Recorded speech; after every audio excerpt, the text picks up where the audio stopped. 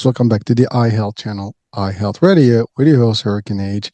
New day, new show, an awesome topic. We've only addressed it once, but not at the caliber of today, because who I have with me today is going to blow our brains up. I you know, hope not. with knowledge.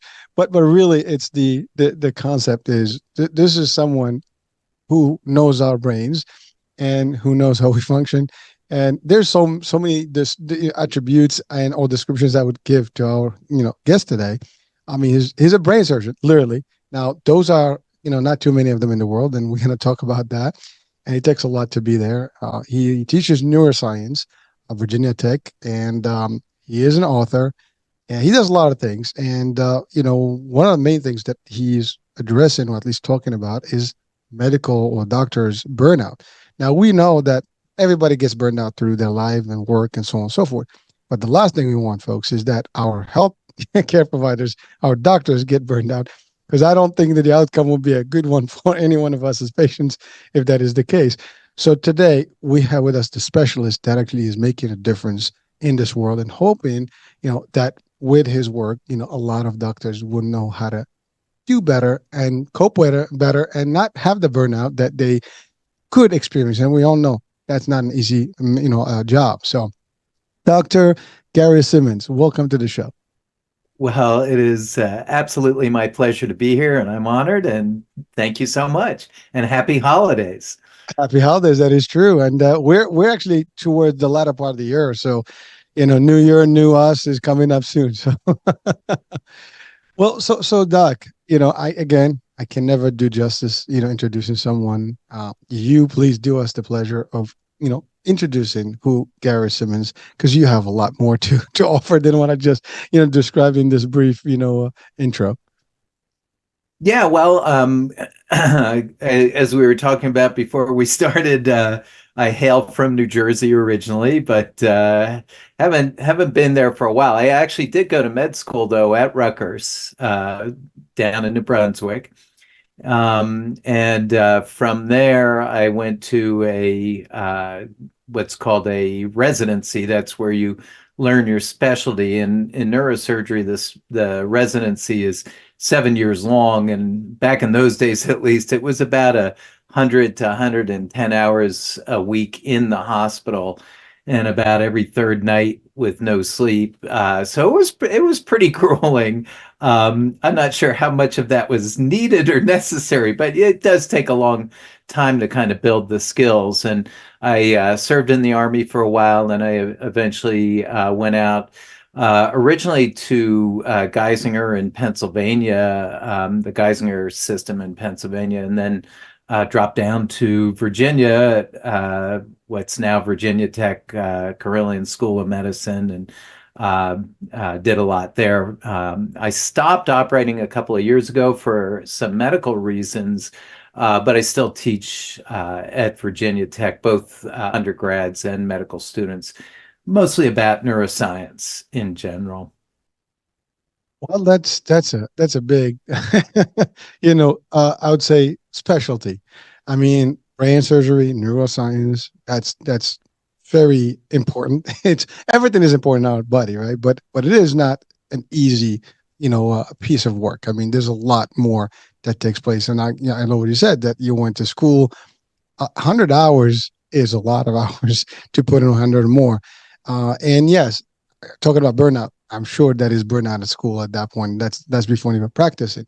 But so, if you don't mind, doctor, just for our audiences, can you break down what does a brain surgeon do other than surgery in the brain, in more like advanced way or simplified way, I would say, as well as neuroscience itself? Like, what is that, just to bring it clear to our audiences? Yeah, sure. Excuse me. There are many diseases and injuries that can affect the nervous system. That is the brain, the spinal cord, and the nerves, even, all the way out into your arms and legs. And there are many different diseases that can affect it. And, there's a big kind of a dividing line between two specialties in medicine. One is neurosurgery and one is neurology, and they're not exactly the same thing, although we often kind of interdigitate.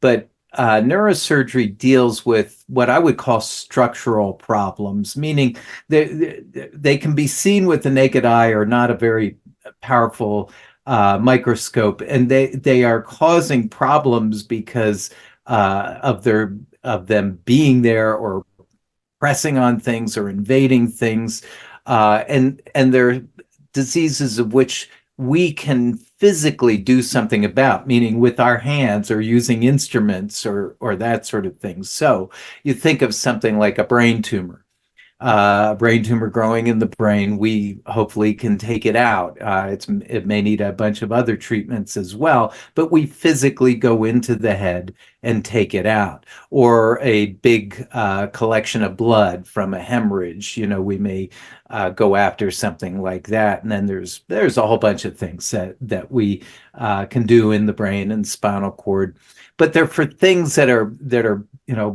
you can virtually see them and we can manipulate them. Whereas there's a bunch of diseases that are much more on the microscopic level, like within the cell. So multiple sclerosis, for example, is a disease where your immune system attacks the insulation of individual super microscopic nerves. And, there's nothing a surgeon can do with their hands for that. So the treatments are medications, and those type of diseases tend to fall more under the purview of neurologists who will treat it with medications and that sort of thing. Now, again, our two specialties very much interact, and we're always working kind of side by side. But that's kind of how I break it down. So as a neurosurgeon, you spend a lot of time in the operating room because particularly brain surgery is pretty delicate, obviously, and you can mess things up pretty easily. So you don't want to rush through anything. And the operations can take several hours to a whole day if it's super complicated. And so you spend a lot of time in the operating room, and then you tend to spend a lot of time in places like the ICUs and the ERs, because a lot of our diseases, the people are really sick and in big trouble, and they often come on fairly quickly. So if you have a hemorrhage in your brain, for example, you may need to be operated on within minutes or hours, or else all sorts of terrible things can happen. So we spend a lot of time kind of dealing with emergencies or very urgent problems, and our patients tend to be very sick. So we spend, like I said, if we're not in the OR, we're usually in the ER or the ICUs a lot of the time. Wow. Well, first of all, Doug, thank you for breaking, the differences, because I think that clarified, at least for me, and I'm sure for people that watch and listen right now. But I it's amazing because you're talking about it, but it's serious stuff, and it's to your point, delicate stuff that is one mistake can mean life or death for that person, or paralysis, or something very bad, as you stated. And you're right. I mean, these things don't warn in the longer. Maybe like a tumor, maybe somebody that can discover it early, but a lot of these things can happen instant. They get rushed to the ER, and that's it. From ER to OR to ICU. I mean, that's probably the standard procedure, right? How it's going to go. And all that, those are all tense, places. I mean, it's trauma 1-on-1, and it's and you're right. I mean, going into an operating room for what you do is going to be it's going to take time, and you want to do it, with the best potential outcome. So listen, I mean, I gotta thank you and salute you for the work, because that is not for the faint of heart, as they say. And that leads to that one question is, why brain surgery out of all the specialties? Well, I have my own story about that one. I think different people are motivated by different things, but I was going to be something completely different. I was going to be a cardiothoracic surgeon, and I actually had my training all lined up. And in my last month in medical school, I saw my first brain operation, and I was just like, oh my God, I have got to do that. And it wasn't well thought out. It wasn't well planned out. It was like the scales fell from my eyes, and I was like, I have to do that. It wasn't very wise in that, I had no idea what I was getting myself into, but it worked out very well because I loved every minute of it. Um, but I always advise, like the medical students, I say, I go ahead and follow your heart like I did, but do a lot more research than I did before switch horses in midstream. So it was just for me, it was just like almost like an epiphany. I thought it was super cool. I thought it was, super challenging, and it proved to be certainly both of those. Well, thank you. Well, so Gary, we watch movies, we like Grey Anatomy and all the these series and stuff. There's a lot of hospital and surgeons. Now, do you go through the same surgeon process until a certain point, and then you decide which type of surgery you go? That's what I'm getting from what you've mentioned. So basically, you get the same training as a general surgeon, and then you get to pick, whatever that is, that extra piece. Yeah, I mean, you have to take the medical shows with a big grain of salt. First of all, there's I a lot purposely less do that. sex. But they tend to overgeneralize what everybody can do, So you'll see an ER doc performing heart surgery or something, and it doesn't quite work out that way. But what happens is usually in the third year, the first 2 years of medical school, you get pounded with basic what we call basic science, so anatomy, physiology, neuropathology, I mean pathology, physiology, pathophysiology, pharmacology. I mean, you just get pounded A lot of with lodges. all these subjects. And then usually in the third year, you start going out and spending time in the hospital in various specialties, but they tend to be very general at first. So, general medicine, general surgery, OB-GYN, that sort of thing that you'll spend many months in. And you start to get a taste of seeing the various subspecialties out of those. But then in your fourth year, you hopefully are starting to make up your mind and deciding where to go. But something like neurosurgery, you really don't do much general surgery. You go straight into neurosurgery and start working on the brain and the spinal cord right away. I mean, once again, you picked some very crucial ones, some very tough ones, and vital, parts of our daily living. I mean, any individual with any major problem in the brain or the spinal cord or spinal system, you're gonna have issues, right? Mobility, speech, vision, everything. I mean, you lose everything. I mean, that's where the engine is. you know, Yeah, I mean, yeah, it's everything when you come to think of it. And you were asking about, the neuroscience, and kind of we try to learn the neuroscience back to front because, it's where it's all at. So you kind of want to know your organ system, like the back of your hand, and hopefully can understand it better when things go wrong. But yeah, when things go wrong in the nervous system, I mean, they really go wrong, and it really can, mess people up or kill them pretty easily and pretty quickly. but I do believe that your work does help people sometimes to save lives and get them better, and sometimes at least to alleviate some of the damage that can happen. I mean, your work is definitely there and needed because these problems will happen. They happen. I mean, there's trauma every day. People, accidents and so on. So you talked about the army. I mean, people, we have veterans that, first of all, thank you for your service.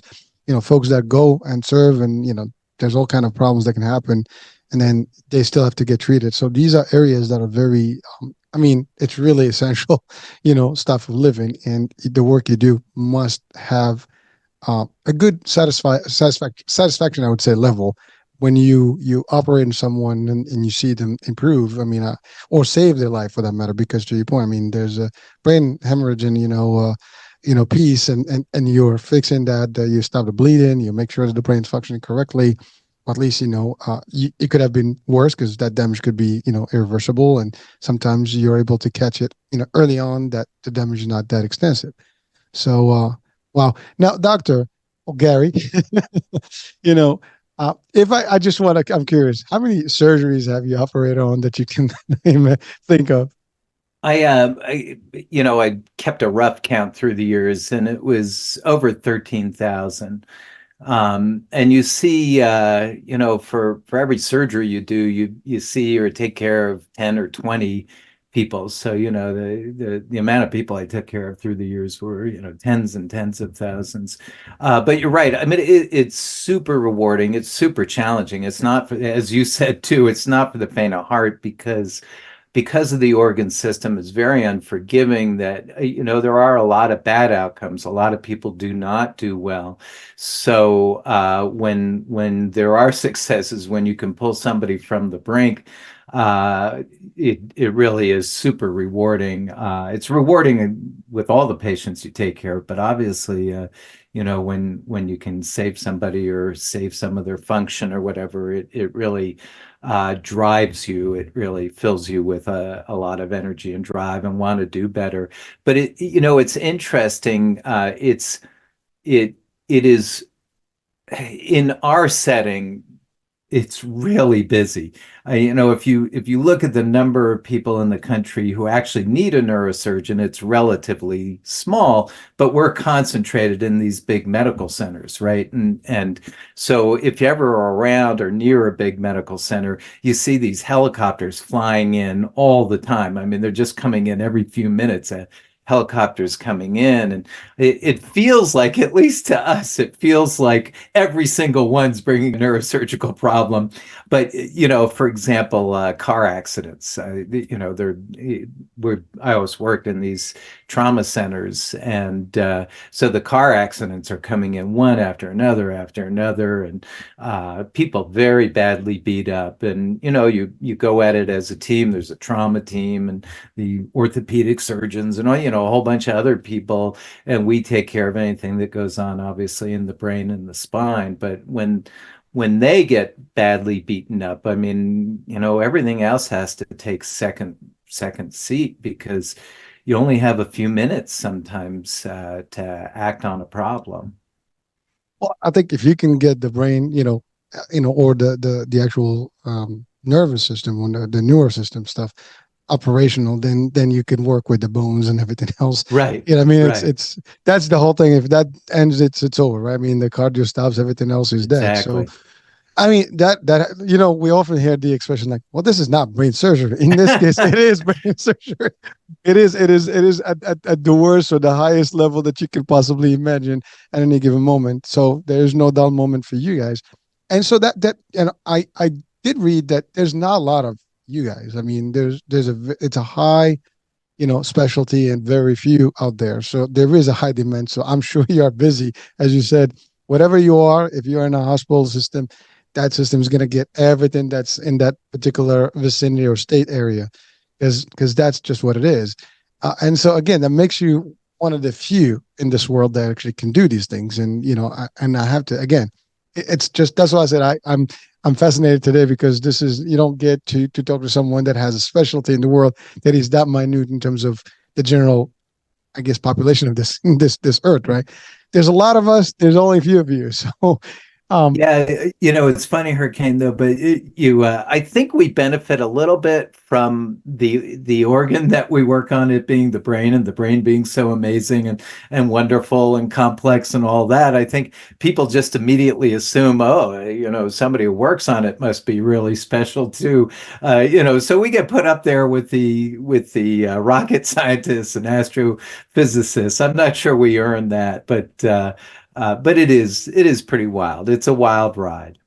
I beg to differ, because those guys that send those things up there, they need a better brain and a good brain. And God forbid something happens, you got to be there, right? So we don't want that, right? It is. I mean, your work is. I would say it's up there, because anyone listening right now, the last thing you want is to have something happen in your functions and anything. So, again, just thank you, and for the work you've done. I know you don't do it now specifically, but you've saved lives. Now, I'm pretty sure, and this is probably the question that you dread the most, is you probably have lost people to trauma, and I'm sure that is not an easy thing, but it's something that you probably train for, to be able to, I guess, to deal with emotionally, physically, and with I guess the family members. Um, that how hard is that? I mean, I know it's hard, but just from your experience, how do you, just maybe as an advice to doctors or wannabe doctors, like, the ones that are planning to go into the medicine, level, and maybe go to that. When I meant want to be, not in a negative way, what I mean, like people that have an actual longing to do this job, what would you tell them? Yeah, I think in a field like ours, it is part and parcel. You're going to deal with it, and it actually gets worse because, well, first of all, we deal with just a lot of bad things, bad outcomes that we just can't fix. So, a bad gunshot wound to the brain, we may rush off to the operating room and try to save, but the odds are really stacked against us, and they're probably not going to survive. And sometimes, right in the middle of the operation, we know that they are not going to make it, and that's not easy even under those circumstances. But we're human beings too, and we will make mistakes.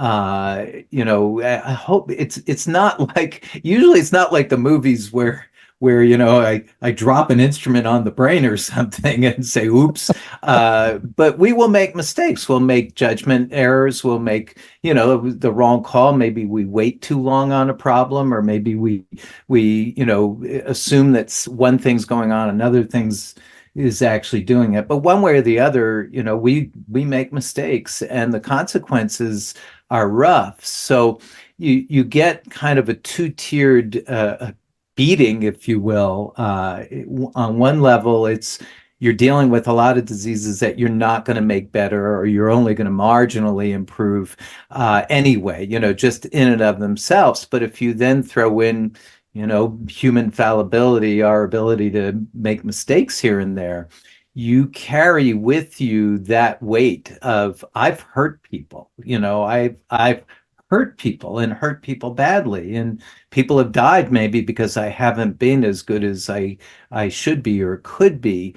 And you begin to overgeneralize that too, to almost every case, every bad outcome. You're constantly going, what could I have done different? What could I have done differently? And you'll wake up in the middle of the night, sometimes in a cold sweat, and you'll think, gone it, why didn't I think of this? Why didn't I think of that? And it may not be valid at all, but you do it anyway. So you just pretty much assume that you could have done better, even under the worst of circumstances. So somehow you've got to be able to bear that. You got to be able to tolerate that, and go in the next day and do your thing. And because again, they don't wait for you. They don't say, hey, Simonds is having a rough time right now, we'll just let him have a week or two off. It's you come in and the next set of crises are waiting for you. So on one level, you just you have to kind of Nike it. You just have to do it. Just do it. But I think there are many ways to hopefully tackle it. I think one of the biggest is commiseration. Is if you've got good partners, people that you trust, people that you're working with, where you can talk this out and say, doggone it, I wish I had done this, or can you think of something I could have done better? Or when they're having a rough time, you're going, I know exactly what you're going through. Sorry that you're going through it. It's amazing how reparative that is when you have that sort of situation.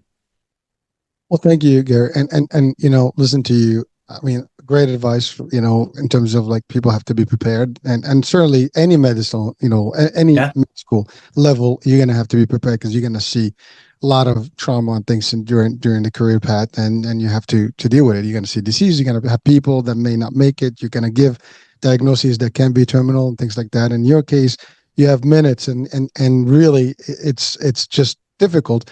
And I have to say that, we talk about the brain, and, there's the other part, the mental aspect of things, right? And, we typically, in general terms, we talk about mental status and health status or body, physical status. In this case, yes, you guys fixing brains, but mentally, you can be very, very burned out, as we're going to lead into the discussion, because it does take, a nice toll on people. Like to your point, just it's like a guilt factor, even though you have none, but you don't know had you done something different, and you would never know because you do your best at the same. By the way, this is actually for everything else out there. if you're doing Yeah. any type of specialty, you can only do the best at the time you have with the set of circumstances and everything else.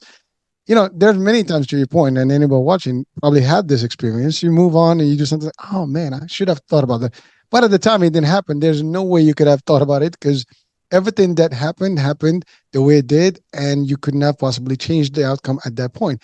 And thinking about it retroactively and just, maybe it's good for the future. Okay, next time we're gonna try this, as another option. Mhm. But that doesn't help whoever, has been, on that situation with you, and you're right. It is a mind game, and it's a very difficult one. And I guarantee it. I mean, I'm sure that's what we're going to go into now. Is that actually takes a big toll on the doctors that do these types of high, specialized functions. I would say even the non-specialists, but in your case, it's very more trauma based and a lot more of you seeing lives. I mean, the lives of these people are in your hands. I mean, 100%. I mean, in a way, that's what it is. That's what you think. That's what you know. That's what the expectation is for you. And parents, family members, you name it, they're gonna be there, and that's the first reaction. Like, you know, listen, this is true story, and it's a little off, but I'm in the insurance space. So one time we were actually at doing a presentation, and this lady came and was like, "You killed my husband." Now she did not point at us. The company I worked for, she was upset with, Right. and the company was an insurer with a medical practice or medical center. The medical center somehow there was some procedure that they did not perform or they did not allow her to have, for her husband, and eventually he turned out, he passed on. And so her main claim was like, this whole company, is behind, the death of her husband. So I can relate to the fact this is more of a lighter space, but in your case, you were the one literally performing, and so therefore, you're on your team, of course. And I love what you said about the team because you're right. I mean, you're not the only one in that surgery. You have, you guys are a whole bunch of people, and there's so much stuff going on, and everybody's looking at different things. And you're right. You have different sets of eyes looking. So your transaction, whatever you do, I mean, you do have advice. You do have other people that have similar or close enough expertise to we're going to do this. So it kind of makes a little bit of sense. So at least you have that relief that, we were a whole bunch of us. It wasn't just me, but ultimately you're the one making the Mhm. ultimate cuts and all the moves. So you're still the leader of the team in that case, and therefore you always, as a true captain, right? You always, put the blame first as a leader. That's where you stand, right? And so I appreciate it, but I know it's very difficult, Doc. So Gary, now let's talk about we kind of covered all this, but really, you saw that there is a huge area here whereby people are burned out. I mean, you just from the student level to the actual practice level, there is no rest really, because as you said, it's ongoing, it's ongoing. And I love what you said. There's not like, okay, let's give him a week, his mental state. This is not, like you said, this is not the movies where they tell you to take a break. There's only a few of you in a nation, and you're going to be live at all times. There's maybe one replacement, but that's going to be a difficult task. And you're right. The amount of trauma we have these days is just unstoppable. I mean, we live in a motorized world. We live in a very lot of crime, and so therefore these things are like more redundant than maybe some places where it's very secure.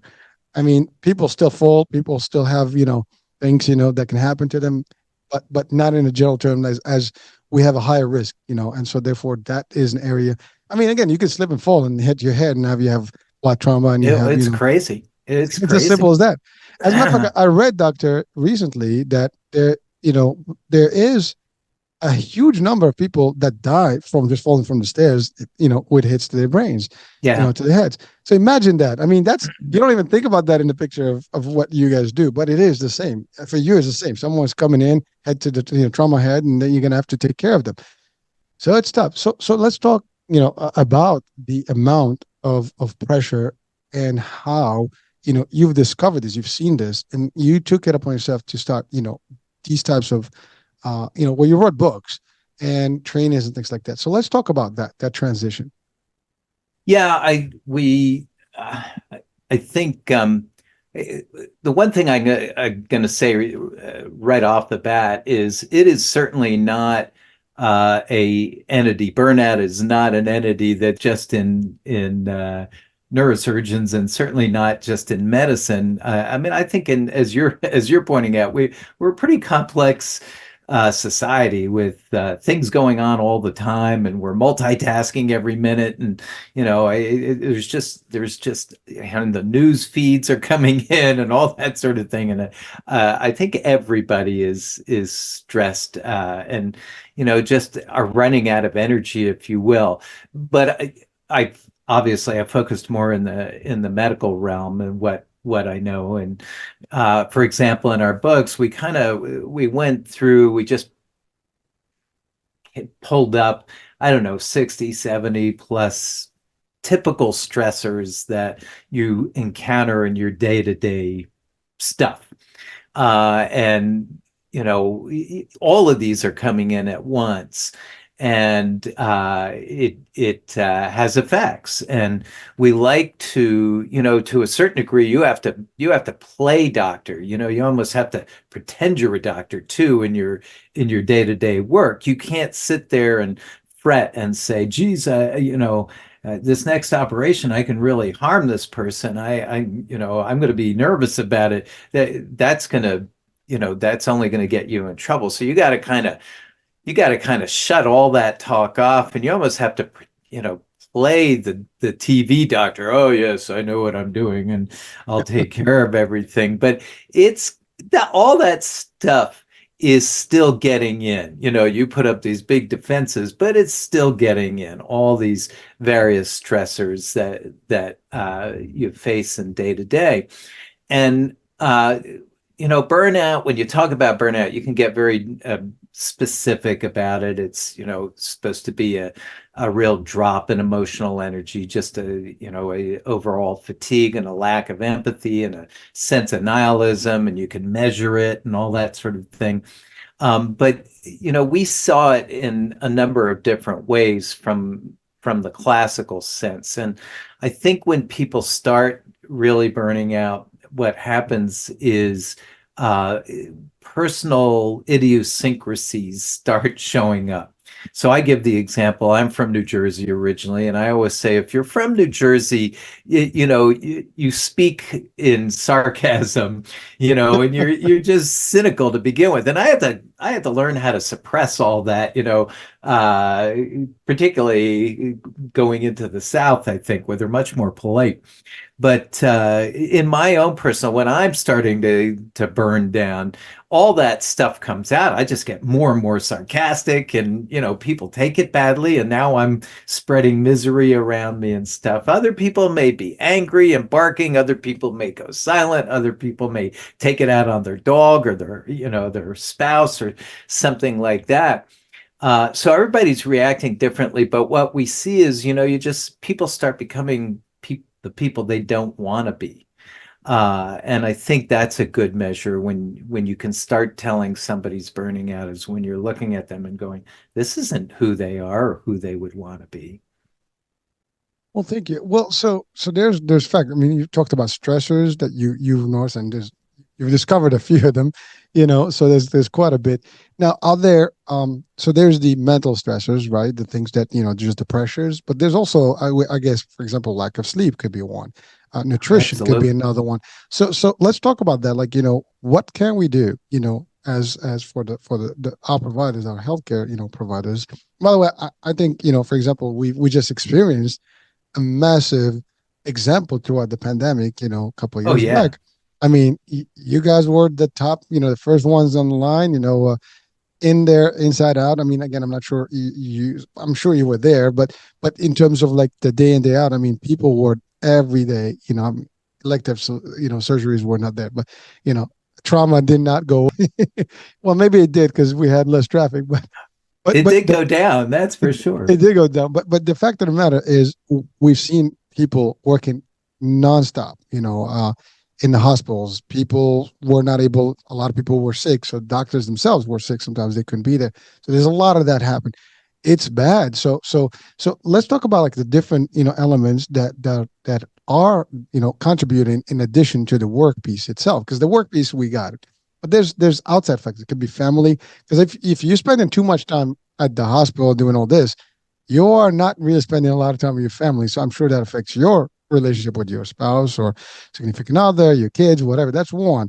It could be, to your point, you mentioned sarcastic, stuff. You could be just, on a tangent, and literally on edge every minute. So someone talks to you, like you just get in their face. It could be a lot of things, and these things. Now, again, you will probably have lack of sleep, and that's another thing that's going to affect you. You're not hydrated properly. You're not eating well because you ate junk. So tell us, I mean, I'm just assuming these things, but I will relate to you in terms of, like, please feed us more on what are those things and how we can potentially prevent that end.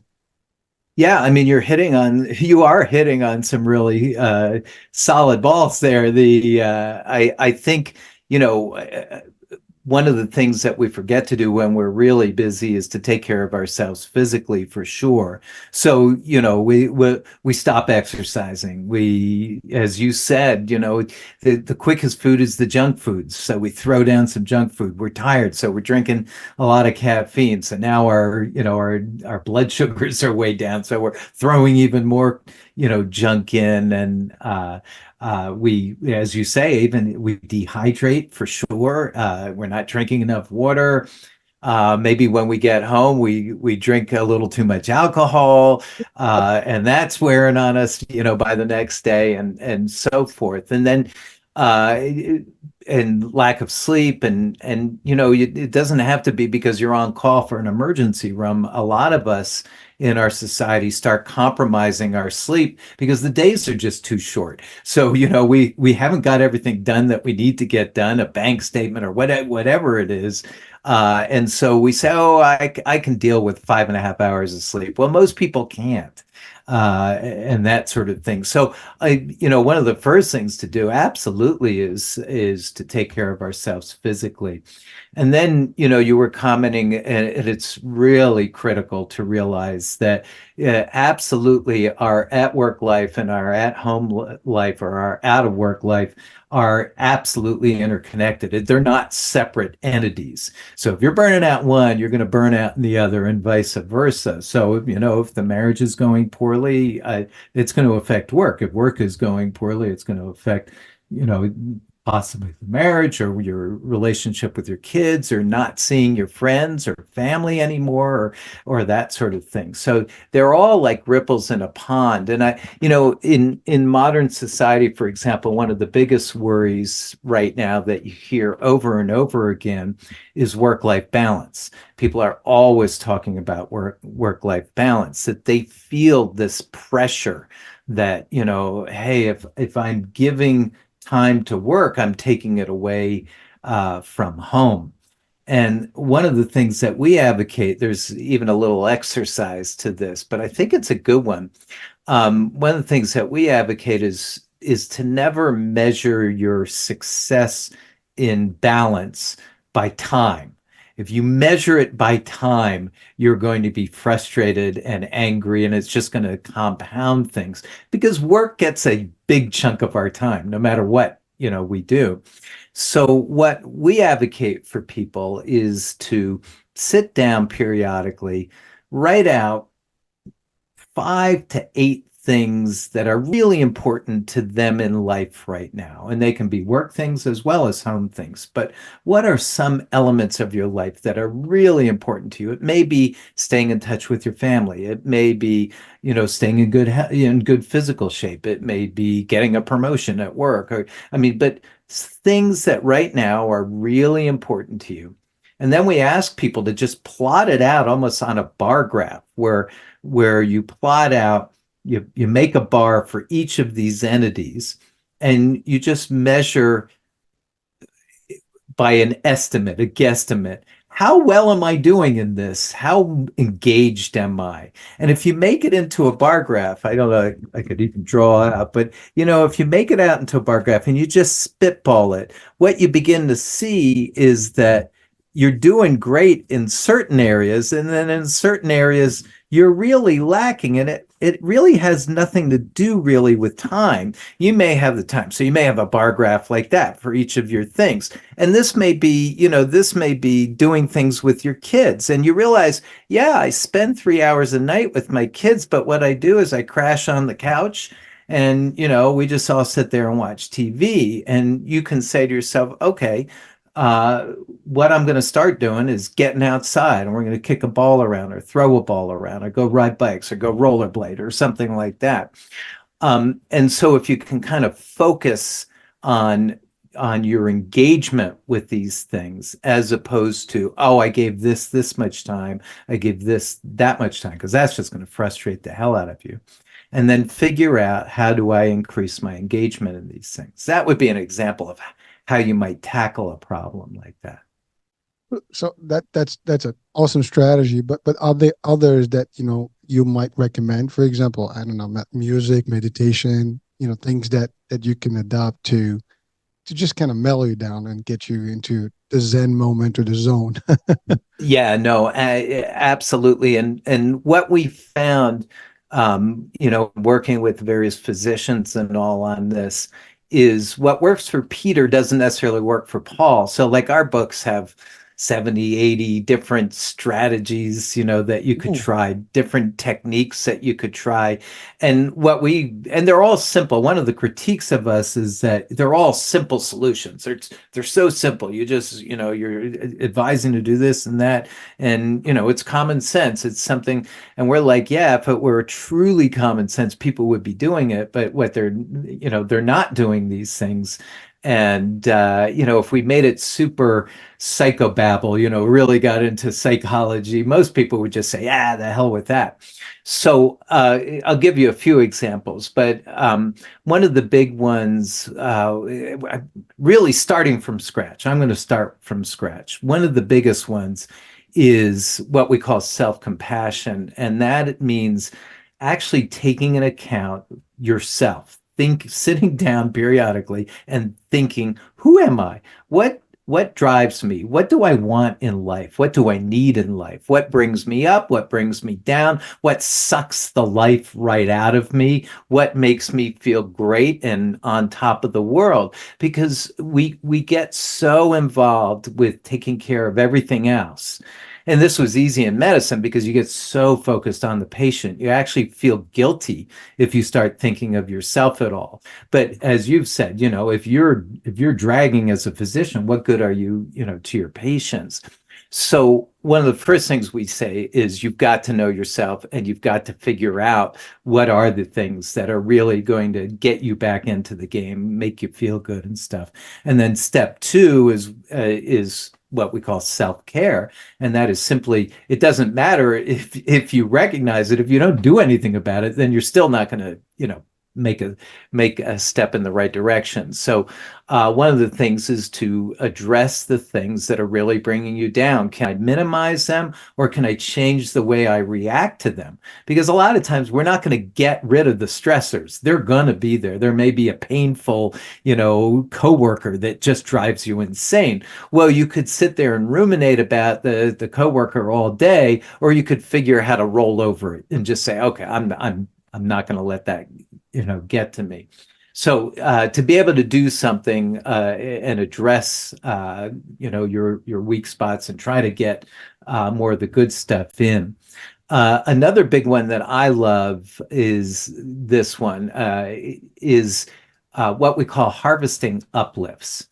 And that is, and again, I'll give you a medical example, but in medicine, in my business particularly, we spent all our time waiting for the next boot to drop. We just, we were constantly thinking, what could go wrong? What could go wrong? What could go wrong? So like if an operation goes great, we're not high-fiving. We're going, oh God, what's gonna, well, if this happens, this happens, this happens.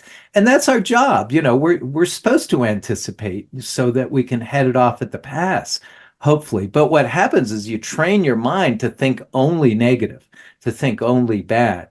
So one of the exercises that we promote is to for a good 1, 2, 3 weeks, every day, go in with a piece of paper, go in with your phone, and seek out, search out, or try to recognize just 5 things that went well, 5 things that put a smile on your face or made you feel happy or gave you the warm and tinglies.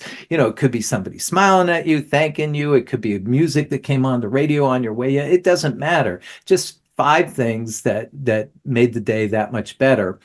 And when you go to bed at night, just before you go to sleep, just kind of roll through them and say, well, this wasn't such a bad day.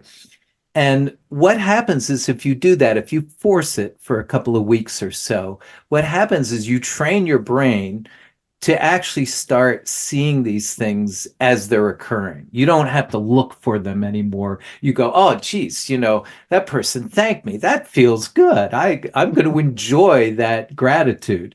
And so you've trained your brain to start pulling in the positives, and you're going to feel better for it. And it's this one's got pretty strong psychological background to it, in terms of studies and all that sort of thing. So that would be a great example of an exercise everybody can do.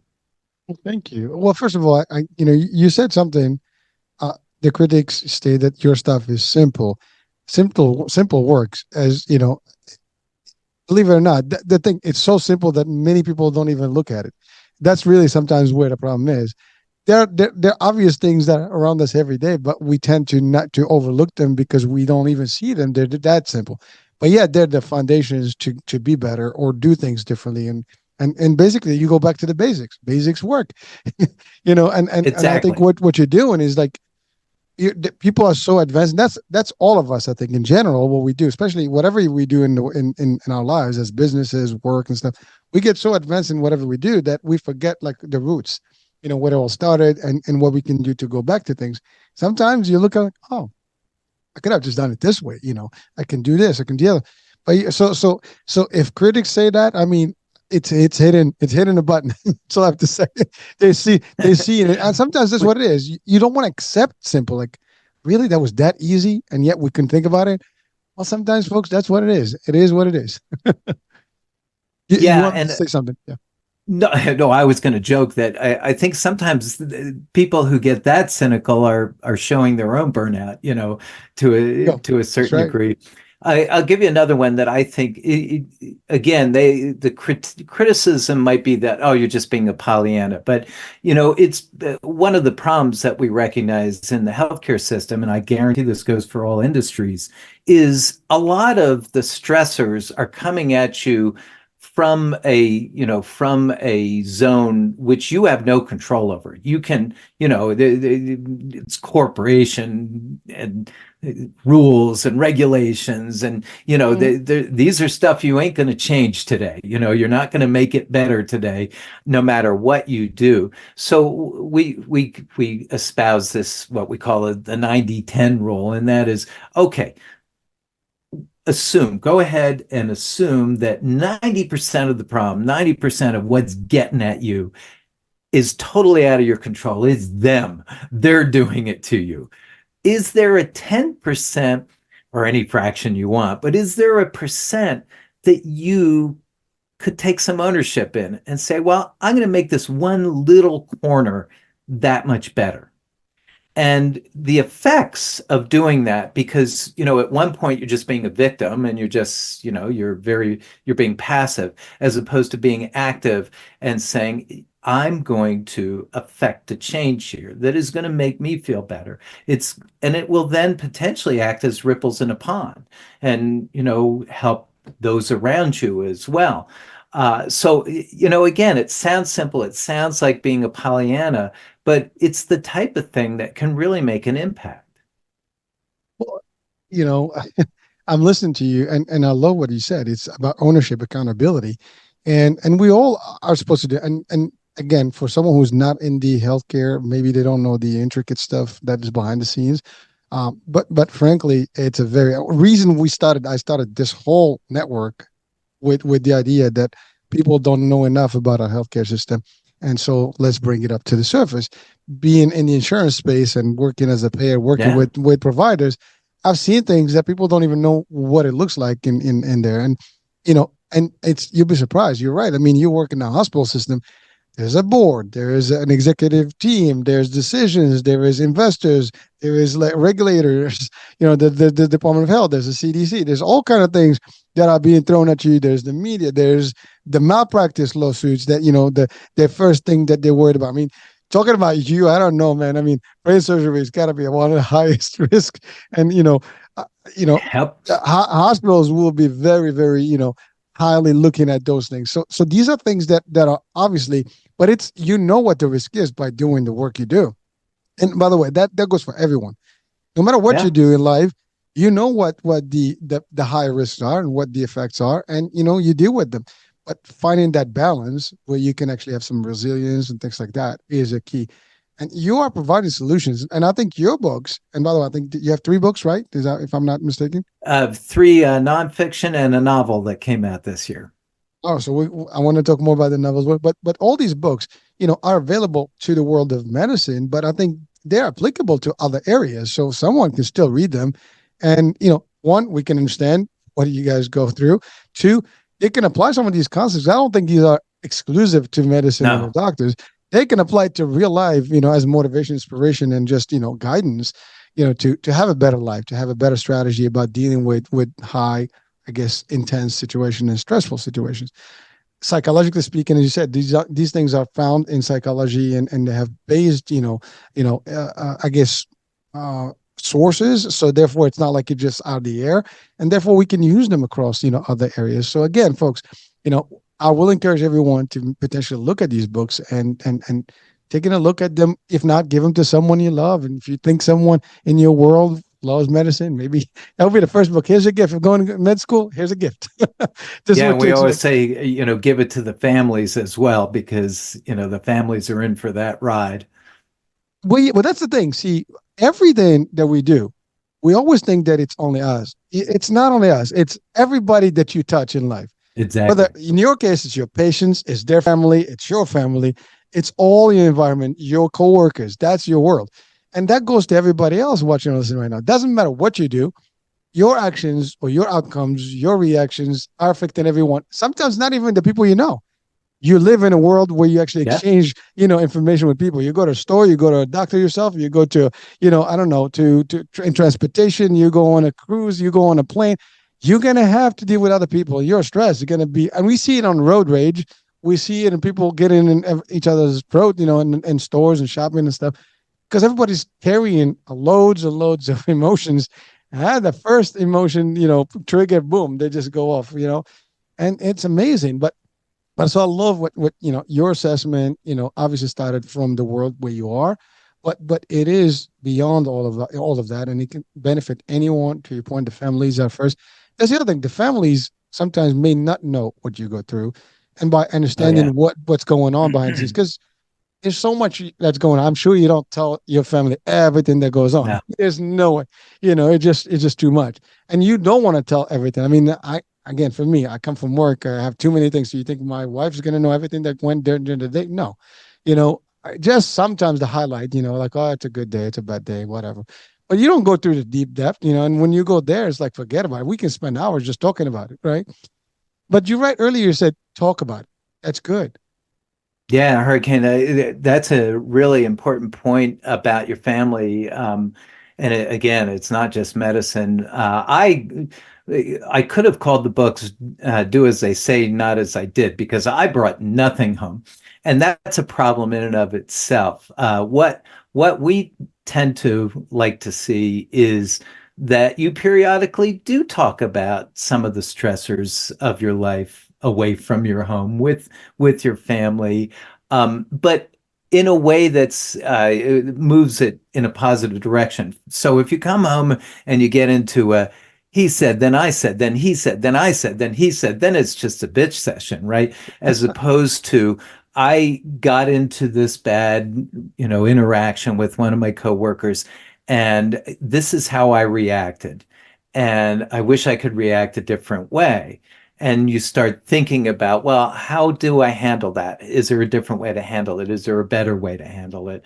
And that's very useful to kind of debrief those stressors. Another thing that you were alluding to earlier, which I think is really important, and it's another good exercise, is we all, particularly in a marriage, I find, but we all always assume we know what the other person is thinking when they do something. If my wife does something, or my she does something or says something, I immediately know why she's doing it. At least I tell myself I know why she's doing it. She's doing it to annoy me, or to get back at me, or to pick on me, or but we create these stories in our heads, and it's amazing how often they are absolutely wrong. So one of the things that we always say is, when you start hearing these stories go off in your head, is to call them out, to say, wait a minute, you have no idea why that person's doing it. Even with the road rage, I have no idea why that guy cut me off. Maybe he's a jerk, but maybe he's rushing to the hospital, or you just don't know. And so if we can kind of at least stop the storytelling, and if we really feel like we have to know, well, then we probably should ask. If why did my wife turn the TV off? Well, I'm going to ask her. It's that sort of No, thing. but Gary, it is. You're right. I mean, we never know what's going on. And by the way, I think we should all assume. Like I do say this. I mean, I've gotten to the point now where I realize that when I see something, I know there's something. There's no one that's going on through life without some difficulty. I Yeah, mean, I don't care if you're a billionaire or you have none money. You know, I think in between the spectrum, there's always some sort of drama and trauma going on in mentally or physically to someone, right? If not them, it's their family members. There's yeah, something going on. Their kids. So there's always something going on at work. To your point, colleagues. There's that. There's more drama at work than you can imagine. So it doesn't matter what you do, it's happening, right? And I always tend to try to give the benefit of the doubt, but sometimes we all are human. We have our threshold, and sometimes you just you just go at it, right? But it's you. The more we think about it, the more we take some accountability, and the more we give some other people the break. I think we live a little less stressed, and I think those are some of the ways. I mean, tomorrow I have my recurring show with Dr. Ham. We do the it's a psychiatry show where we do have live mhm, questions, and one thing that he's pretty much repeated over time is that you can only handle the things that you can, the things that you have no control, which, by the way, goes back to what you said. Well, assuming 90% is not you, well, let's just see what you can do for the things you have control over. And that's the thing. We can only control what we can control. Those things you can. Now, one way you can do it is maybe get advanced education, get into a decision making. I don't know. Like even if you're in a corporate, well, the better way to get it is to get to that next level. We can sit at the board or with the board to make some executive decisions. But until then, you can voice yourself. There's always a limitation to what you can do, but you do what you can at the time and the level that you're in, and that goes for all life everywhere, right? So, and those are simple changes that we can apply to make a difference in our lives, and eventually we do good by us, we do good by everybody else. And that's a win-win for all, right? So so exactly. so Gary, now you worked in a world where death and life, or life and death, is eminent. I mean, it's everyday's story. Uh, what is the role of spirituality in your space? Yeah, they say, first of all, you know the old saying, there are no atheists in foxholes. I'm not sure if there's any atheists going into a really dangerous brain operation. I think all of us are like, if there's someone up there, please give me a little hand here. And I've certainly been in the middle of operations where I'm just saying, really, really, God, can you do something about this? I think, we know that in the burnout world, some level of spirituality is remarkably helpful. It's remarkably strong in supporting and building our resilience. So, if you can be spiritual, if you can find that spirituality within yourself, I think that is, remarkably protective. I personally, I had started out actually when I went to college. I thought I was going to eventually go into the ministry, so I certainly had a very spiritual background from the beginning. I kind of drifted away from organized religion, but I don't know. You're around so much of this stuff. I I don't know, it certainly touched the spiritual side of me. I was just talking about earlier today that through the many years and the thousands of families that patients and their families that I spoke to under the worst circumstances, it never ceased to shock me how, first of all, courageous they were. But also, the only term I ever been able to come up with to describe it is how filled with grace they were. That's the best way I can call it, is grace. Just just a calmness, a acceptance, a gratitude to us trying to help. It just stunned me how gracious, full of grace, all these patients and all their families were. That was, for me, that was one of the easiest ways to get out of bed in the morning, because I knew that's what I was going to experience in the day. And it would just send chills up and down your spine. And you see that over and over again. And you kind of going, listen, I don't know what the answers are for all things in the universe, but I have to believe that these are special souls here.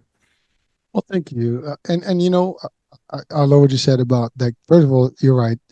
No matter what we believe while we are standing and tall, it's one thing. But when, the shit hits the fan, as they say, everybody looks for, a request, submits a request to see if potentially it gets cashed in. And no matter what denomination or no denomination, people actually tend to believe that there is some level of, a response that could happen if I did ask.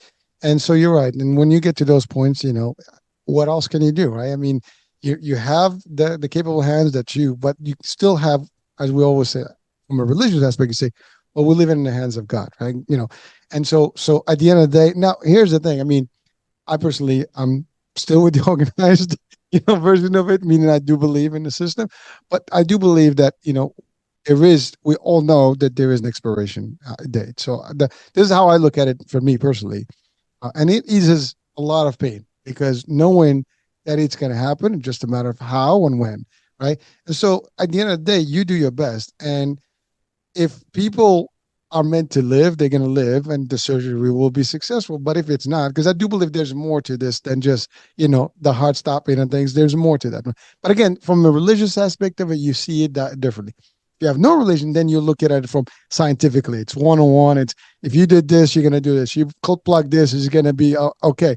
But if you go beyond the realm of physical and science, and you go into the spiritual world, there's more to this.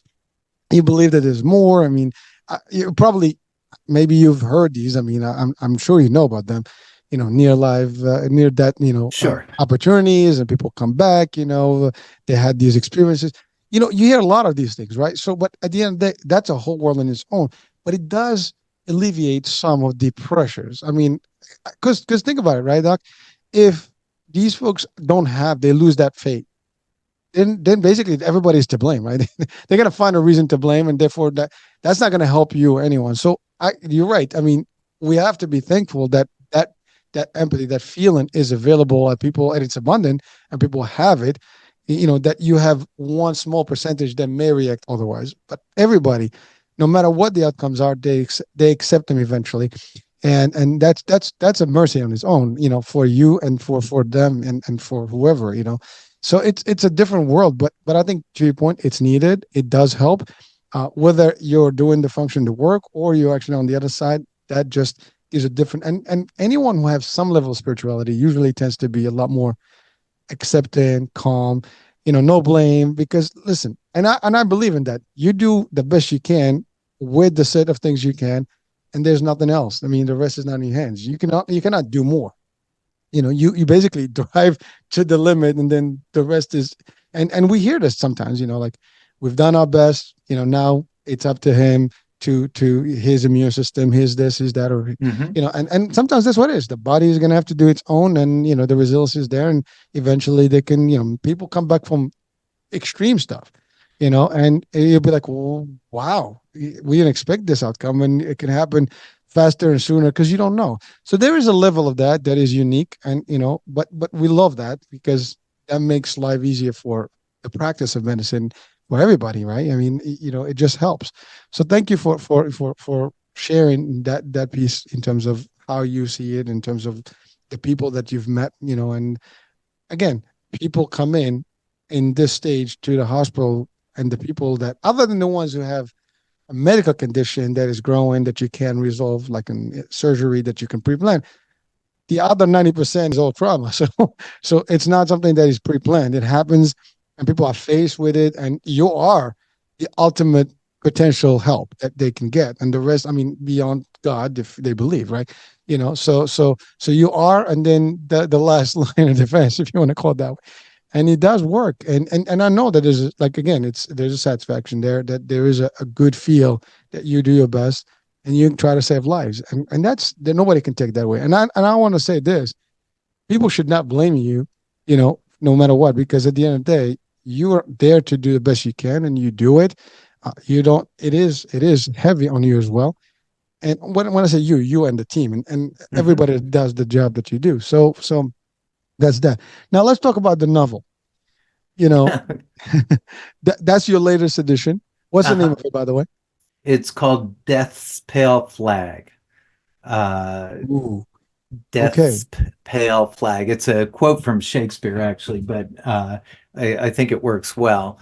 So it's still in this topic area. It's, of all things, it's about a brain surgeon who's a workaholic, and probably stressing his family out already anyway. But he begins to see things, and he originally thinks they're hallucinations. He thinks it's maybe through sleep deprivation, or maybe he's having little seizures or something.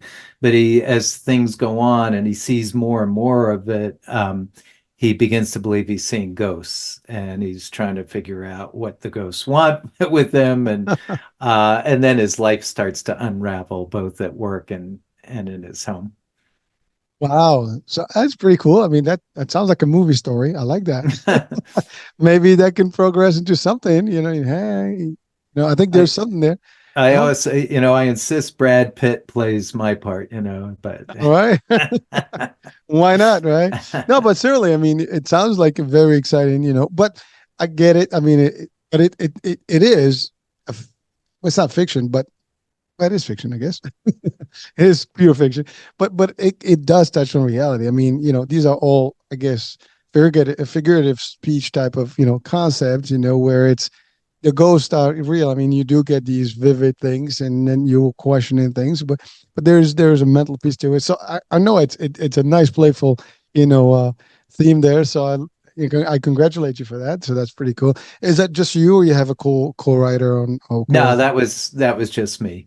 The I and Yeah, I like how you described it. I kind of played with some themes. I wanted originally just to really give a kind of an eyes wide open view of the neurosurgical world. So there's heavy neurosurgery in it, and I try to make it very digestible. But you get double barrel what it's like to be in a big medical center with the helicopters coming in, and the car accidents, and the gunshots, and the tumors, and all that sort of thing. And we address some of the things that we talked about today, making mistakes and how that haunts you. And with the ghost side, I wanted the reader to start trying to decide whether the guy's going crazy or the ghosts were real. And we do get into spirituality and religion in it. So it's been well received so far. So that makes me happy. Hasn't shot up to the number one in the New York Times yet, but we'll see. Well, listen, it's we just did the trailer right now, so let's see. There you go. We will play it. Out there, and I mean, definitely, I'll encourage people to read it. I mean, it is fiction; it's fun, but also it does bring you, like I always say, books and movies. There is what you see, and there's what behind the scene. There's always a message that is behind, or multiple messages are behind in the context of the script. So therefore, in this case, it is the life of what a neurosurgeon and brain surgeon is experiencing, and the demons that they have to deal with. Because Exactly. that's what it is. I mean, no one's going to know that, and life is difficult, and that's like we hear this, like for example, you meant talking about military, right?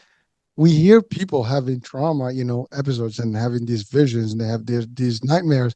They seeing things. I mean, because you've seen that live. It's not. We can. If I always say this, I remember one small thing that I saw in 30 years plus, and it's always in front of my eyes. Like I've seen someone fall from a car and their whole arm twisted when the 360. Now that vision did not go away. Like literally Yeah. now, if I see someone in that same position, that comes right back. It is a part of trauma, meaning that I was affected by that because it did, click somewhere. Now I try to ignore it. I've seen, you see the footage right now on TV. Like sometimes, it's Ah, it's crazy, right? And it stays there behind, so it does trigger once you see something new. But if you always in there, sometimes you get numb. Like in the case of you guys in the hospital, And by the way, this happened. My dad was in the hospital bed, and he actually died, and oh, so I I'm went. sorry. No, no, no, no. Life happens. Remember, I believe. And so he was there. So they called us that he was gone, and so I go there. I walk into the facility. There, he was still in his room. They were just laughing outside. I mean, they're just having a normal, conversation. So I was a little bit like, "What the hell? You got a human that just gone." Yeah, But for yeah, them, it's just another day, it's just another Monday. So I realized that they see this enough. To them, it's just like another day, another person. They come in, they go. They would come in live, they go in the back. I mean, that's kind of like how it is. I try to kind of formalize in my mind to give them again that benefit of doubt to understand where they are. But it was not right to do it in front of the family of no, someone who just passed. But so that was my critique to them. But the fact of the matter, I get it. I mean, they see this stuff. I mean, you go to the hospital, people are just having they're just having a normal day. And people are in pain. Oh my God. Like you go to a triage room, everybody's like, oh my God, I this and the guy's just walking by and like, nothing is happening. It's like it's just a cool day for them. That's because they're so used to it, they're numb to that concept. They just or that's just how they deal with it. They can't be you mentioned empathy. They can't be like, oh, they can be compassionate, they can stuff, but they can't be like, completely like, mushy at every single person that walks in. Otherwise, they won't do it. I mean, you go to med school, the first thing they do is you get the cadavers, you get all these, right. you get to see all that stuff. I have actually this true story. A friend of mine, he's a surgeon, but he does like implants, dental implants stuff, so Hmm. different surgery, not as advanced as yours. But here's the thing. I remember like we're best friends. I went to my university. He went to his to the dental school, and they do the first like the general medicine first. And so in the first year, the first thing they do, they get the cadavers, and they have to open. And one of his colleagues just fainted. They opened out the body and Yeah. she just dropped. And I still remember that as a story that he relayed to me. So that's what happens. I mean, you get wrapped into these things. So eventually, blood, gore, all the stuff. If I see it, I'll probably faint. You're not gonna faint. I mean, you open a brain for God's sakes. You see it. The heart is pumping and everything. You have people that actually pump hearts. With their bare hands. I mean, it's amazing. But you get to that point through training, through putting these I guess systems in place that you're not gonna get affected by the light. But anything because you can't. Otherwise, you can't perform. And so that's the difference between someone who has not trained and someone who. So anyway, so this was just my little thing about the ghosts and, and the experiences, because there's definitely reasons for that to happen. So and I appreciate you put it into a novel format and a fictive, fiction format that can make a difference in people's life and make it interesting as well and bring them closer to the reality of what the work that you guys do out there. Yeah, and So I hope they do. I also wanted to represent what I was talking about, that grace and bravery of the patients and their families. So hopefully they see that. The other piece of it really to me is hopefully it gets across the point that it's all so easily taken away from any of us at any point, life just like that. And maybe if we appreciated it more, more thankful for everything that we have and enjoy what we have, we'd all do a little bit better. So those were some of the targets there. I got to tell you one other quick story, predicated on what you were just saying. I mean, again, we saw the worst stuff nonstop, just one thing after another after another. And I pretty much sailed through it. I mean, every once in a while you'd feel it in your chest a little bit or something, but I wasn't breaking down and sobbing or not being able to go in because it was too intense or anything like that. I just kind of went and did it because you had to. You had to steel yourself and get it done. And as you pointed out, all your training is designed to do that for you. But it's interesting, since I stopped operating, I I find myself crying over the simplest of things, not because I, dropped a pork on the ground or something, but if I'm watching TV and it's some emotional movie or something, I'm feeling tears rolling down my cheeks and I'm going, what the hell is that? And so my thought about it is, even though we put this facade on and we had it all blocked, it was getting in there. Oh, it That does. level of tragedy was getting in there. Well, your resilience is what you develop to Hmm. deal with it. But at the end of the day, I mean, again, when you look at combat, soldiers or police, Hmm. right? They into the action. At the time of the action, you're not thinking about all that stuff. You just got to deal with it. Now you can think about it later. Now, as long as you're in the scene, you're not gonna feel anything. You're just gonna keep going, and you kind of almost shut down everything else. But once you don't have that, then your true self is still there. You're still a human. You still have those feelings. Right. And I guarantee you, sometimes you reflect and you can remember somebody laying down on that bench, and you guys doing the work, and you might even get emotional. By the way, so that actually leads me to a question. You know, is there a protocol for doctors to go through, like some sort of a um, psychiatry evaluation, or they do have somebody that they can a therapy concept that is always available to them as they perform surgery? Is that something that is happening, or if not, is it something that you would think or recommend? Yeah, it's a great question. I think this the gentleman that I wrote the three nonfiction fiction books with is somebody I partnered with on all this, and he's a world expert on burnout, and his name's Wayne Sotil. But he was banging the drum about burnout 30 years ago, and burnout in medicine, particularly. And, it just wasn't getting heard. And in the last 10 years, it really took off. So there's a lot of everybody's doing burnout this, burnout that, 50%, 70% are burned out. It's all you hear.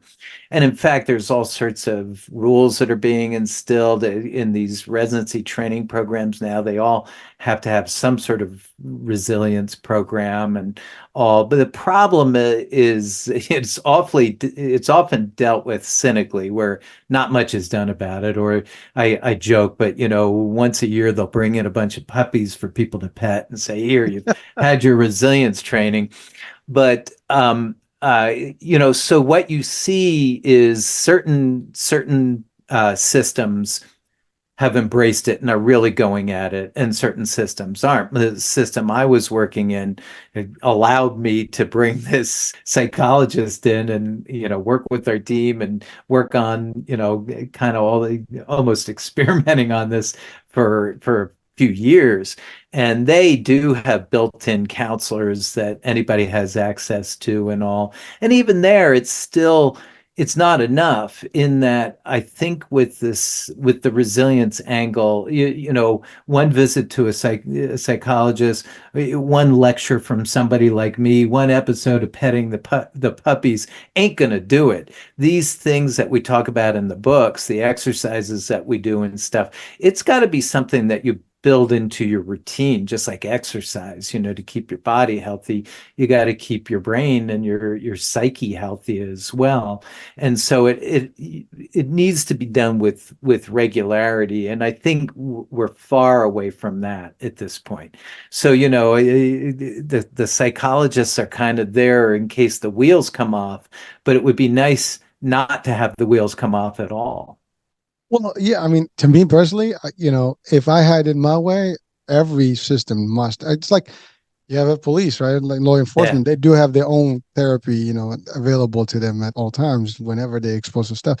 There should be someone that's always on staff. I mean, it's just like another service, but now you don't service patients, you service your first patients or your first clients, who are your providers, your employees, your doctors, the ones that do the work. I think that's just, and I would even literally, if I had it my way, I would mandate it that it would be like you have a break, you go to the gym. You get like, half hour, treadmill or bike or elliptical, whatever you want to do. But there's got to be something there that's always that kind of offsets that, because you got to get that out and get that energy. And so Yeah. that's how I see it. I mean, these things should be just basic, level access to all the people. And by the way, not just in the medical world, in any No. intense level, you should have these things available. So, because at the end of the day, you want to have performers do the best performance they can. And if you give them the tools to do it, mental and physical aspects of it will help, do the stuff. They're excellent in what they do. But these things are things to be, like to your point, preventative measures versus like it's too late if the wheels come off. Right. I mean, you may not be able to resume your work, but if we are preventing this ongoing, as long as you're working, you're ahead of the game. And so that's a whole different aspect of things. Again, who am I? I'm just Hurricane, but this is what we do, these talks, is to bring it out. Hopefully the ears out there can get it, and maybe they take, heed to it. Someone can say, hey, listen, I love that concept. Maybe use it. Like I said, you and I can only do so much, but we're doing enough by sharing this value to people. And by the way, we are talking just in the States for the most part. I mean, this world, I mean, we're Yeah. way advanced in a lot of it than other places. And by the way, there's other places that I would say they're even more advanced than us. Believe it or not, we can talk about the healthcare system. That's a whole different discussion. I'm sure as a provider, as a doctor and an expert in this, you have these discussions all the time between the insurance, between the government, between all this stuff, the way it all operates here, the access, who gets what. I mean, some hospitals, people may not get the surgery because of whatever, but in other places, people don't even get basic care. you Yeah. know, and then the providers are extremely, overwhelmed, and they can't get anything. I mean, so we're kind of, a little bit spoiled in a way, but we're talking about this at this level, and there are people like, what are you guys talking about? Like, step down a minute. We're having none of the stuff you talk about. But so we are conscious of this, and that's why I bring it up. I mean, obviously, these are examples of where we are in terms of, I mean, you are literally, I mean, I'm looking at one of the best in the world here. So, folks, you're listening and watching someone that is the top of the top in their field of expertise and in one of the better institutions of the world. But even, what we're taking here is the value that this is can be applied across the globe as a whole. And anyone watching or listening can take benefits from this discussion and hopefully take it and apply it in your worlds, and whatever you are, you can do these things to advance and to help. I mean, certainly you want your population healthier, you want your people to be, better, you want your doctors to be, taken care of as well, because they can take care of people. And by the way, not just in brain surgery, all different levels. So that was just my little rant there. So thank you for No, I bringing it up. 100% agree. And if you just think about it, if you just want to be, Machiavellian about it, the end justifies the means. I think, if you can keep your performers at peak, you're going to have more, you're going to have better results. You're going to have greater throughput and all that, even if it means you take a few hours a week and let them exercise or let them get some fresh air or let them, whatever it is that helps them perform at their best. Well, again, I'm going to give you an example, which is unrelated but almost the same, and I'll tell you why. So I've been in an insurance space, but more in the sales leadership. Now, sales is all about numbers and performance, and it's daily. I mean, you're performing surgeries, and my teams are performing daily to provide the insurance for people. And in my world is the Medicare space, so we work with the seniors, and I can tell you, even in the sales world, you don't want to, we want numbers every day. Do you just keep the people out there, or you want to bring them for training and refreshes and take them out there and do some motivational, outings and things like that? You do that. You sacrifice a day, but you take them out. So you want them to be at optimum, performance. You don't just like burn them out, just sell, sell, sell, sell, Right. sell. You want to do things, whether your managers or your staff, you do celebrations, you do, awards. You want to get them pumped, and give them breaks. So yes, bring them in. train, retrain. That's the other thing. Training and retraining is important. Sometimes they got it. No, nobody's got it 100%. Right. We got to keep polishing, our skills no matter what we do out there. That's why we have continuing education. You have always renewed, you have articles and journals that come out of medicine that you have to be like part of and understand what's the new technology, the new science, the new medicine.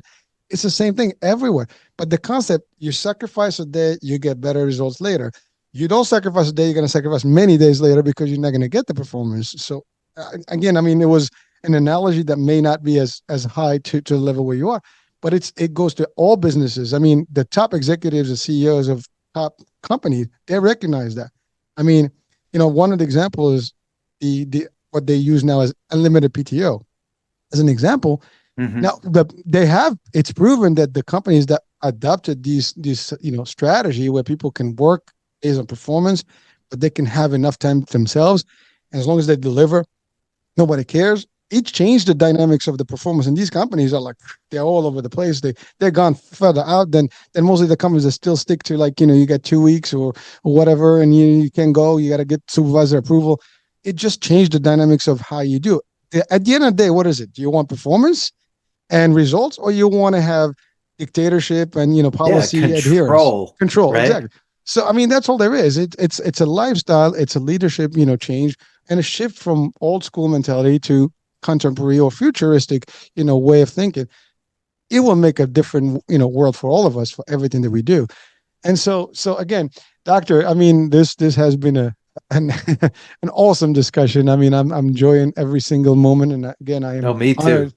I'm honored to be in your presence, and the work you do is the work you've done and the work you do today, because you're still teaching the next generation of med and undergrads, in the university, and these are all the people that are actually going to be the next, providers out there. So, your work is tremendous, and the more we put out this information, it's going to change them, and I think the students themselves, they're going to learn, and they're going to be able to potentially champion some of this discussion or some of the topics that you're covering, into their new world, whatever they're going to be going, or hospitals. Some of these may be the next brain surgeons as well. Some of them may be the next CEOs or executives in some of these healthcare systems, and therefore they can bring these ideologies and make the shift, the change from the old to the new.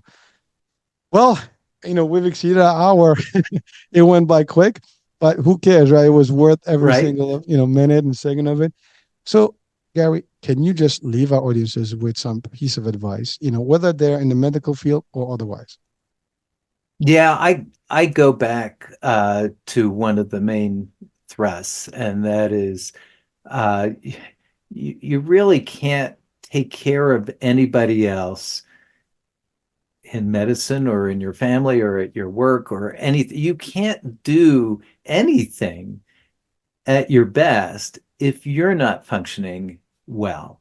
And so it is absolutely imperative to look after yourself, to understand yourself, and to take care of yourself. So we have a mantra that is basically no guilt for self-compassion and self-care. You just can't let guilt get into it, because we're very prone to that. And just say, no, I'm going to take care of myself first, and then I'll be able to take care of other people. It's like if those oxygen masks drop down on a plane and they say, if you have a kid by you, don't be there fiddling with the kid. Get your mask on first, then you'll be able to take care of the kid. Well, thank you, Gary. And it's funny because you said it just, I was going to say exactly the same thing about the example of the plane. It's a very standard, but it is, if you take care of yourself, you can do more. If yourself is not there, you're not going to be able to provide, the right, outcomes out there. So it is. No, so Gary, the website, I know you have a website, and people can actually go in there, and there's some resources and links to everything that we talked about. So I will have the link of it in the description of the show, so we can actually connect with you direct, and definitely Yes. now the books are available on Amazon, I'm assuming, and all the typical online providers. All the books are available. I also I have a bunch of blog articles on Psychology Today and stuff on my own website and stuff. So anybody who wants to get into that stuff with me, I invite them to contact me. They can contact me pretty directly, and if they ever want to shoot the breeze about this stuff, but we're only scratching the surface here, Hurricane. We went through a lot of minutes, and there's still so much that we could be getting into. Well, listen, we got to do what we can with what we have, right? Right. We make the best that we can today, and hopefully this will just basically, I guess multiply through other people's, I guess reach and venues because, everybody that's watching this can share this through their, personal feeds and hopefully spread the word across and, more people link up to you. And that's how we do it. It's information. And you are a resource that people can actually tap into and get, direct from the source. And it's always good also to get it from the best and the best of the best because you are an expert in what you do. I mean, people are not gonna, doubt your, qualifications because they can't even if they wanted to. You know your stuff. You've done this work long enough to understand it better than most, and you are helping people one person at a time. So, Gary, Dr. Simonds, thank you so much for being with us today. Oh, thank you so much. It's been a delight, truly. It's an honor, privilege. I mean, all those qualifiers and attributes, I would add them here. I'm gonna run out of vocabulary here, because again, like I said, I'm just enjoying the discussion. I've enjoyed it, and I know, it's funny. I listen to these shows over and over, so I will actually reabsorb it, once we're done, because so much stuff that you covered there. My attention span gets limited when I'm trying to, come back with you in Yeah. discussion. It's different when I listen to you just without any, any thought process going on at the same time. But so thank you so much, and please keep up the great work you're doing out there. And yeah, you're a friend of the network, and maybe we'll have you back again. We can talk about more stuff, in the future as well, and as you maybe another book. And I do want to see that this book, in the movie somehow to just bring it to people. You never Well, we'll know. see. We'll see how it goes. But yeah, no, thanks so much. Anytime, I'd love to talk to you more. Well, I'll hold you to that. So we'll connect after the show, and then we'll plan maybe something for the next year.